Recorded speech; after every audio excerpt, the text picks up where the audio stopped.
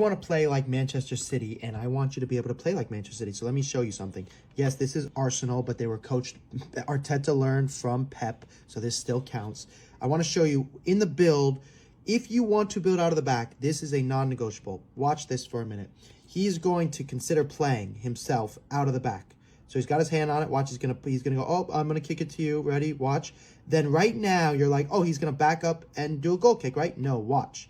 He's going to decide it's not going to work, and he's not going to pass it in to his opposing center back, which is Gabriel over here. He's going to throw it to him because he knows he shouldn't start with it. You see that roll right there? That is a very, very, very conscious aspect of the game, and my team does it exactly the same. Now, the reason is, if, for example, he decided to pass it to him, he would start the press, and it would, by the time the ball got to him, he'd be here.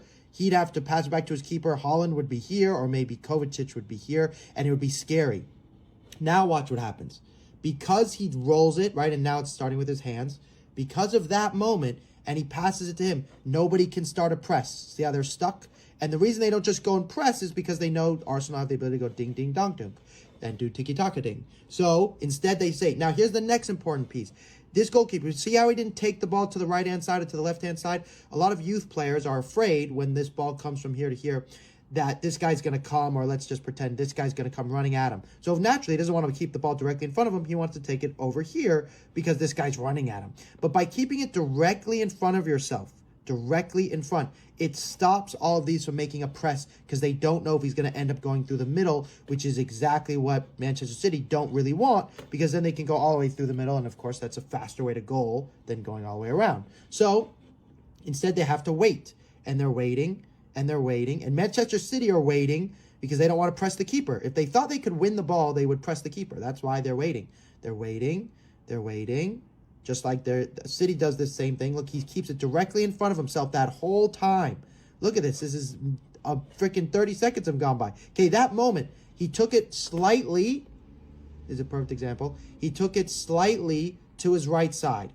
Now, the reason that's a thing, it's not a bad thing. This is the moment the camera cuts it. Now his body language is barely shifted, but shifted enough right there. He took it to that side, see? So now he knows he can press, because if he presses, he cannot go back to this guy because he's going to cut that off. So, and if he kept the ball directly in front still, it would be hard for him to press. But look, eventually he's got to make a decision. So he's going to try and make a decision, and he decides to go long. At this moment, could he pass it to him with a reverse pass, and he'd be pretty damn open?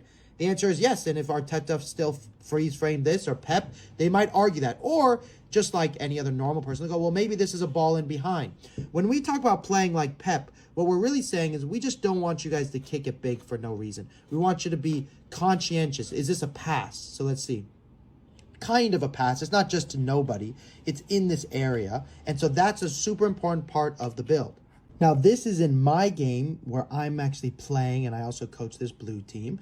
And we're going to show you now. The ball's here. I'm going to pause it for a second, make it a big screen. And this is our goalkeeper, okay? Our goalkeeper's good with his feet. So we tell him right here he could have picked it up. So I'm just going to rewind again. Watch this big kick. Okay, most youth keepers would have picked this up with their hands. But I'm screaming at him, no, no, no, use your feet. The reason is, at this point, because he used his feet the first time, he can always pick it up if he needs to, which means he's safe, very safe. So this guy can get as close as he wants. He can just pick it up and roll it to him. But better yet, because, and in this case, this black team was not very competitive. The blue team won 8-1. So it's not a great example. But now watch. See how he's locked in? Now this center back's not in good shape, and I screamed at him before. He should be here. Screamed is a strong word, but he should be here, not here with his body shaped like that is not right. But watch this guy. This is the striker. Watch him. He goes all the way to the goalkeeper. Now this guy's wide open because he sucked him in. And that's exactly kind of what City are asking their players to do when they're doing the build.